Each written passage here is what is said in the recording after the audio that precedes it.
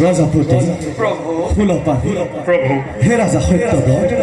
বৰ কষ্টৰ মাজেৰে চাৰিবেদ উদ্ধাৰ কৰিলে প্ৰজাপতি এই শাস্ত্ৰ আপুনি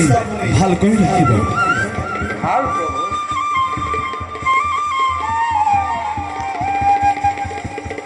হে প্ৰভু আজি আপোনাৰ কৃপাতে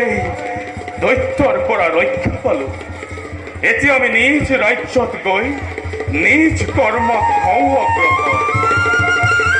ৰাজা সত্যব্ৰত বিপদত সকলোৱে আমাক কৰিবাস কৰে আমি উদ্ধাৰ কৰিম আমিও এতিয়া নিজ কৰ্তব্যত হওঁ অগ্ৰসৰ মৎস্যৰূপী প্ৰভু বিষ্ণুৰ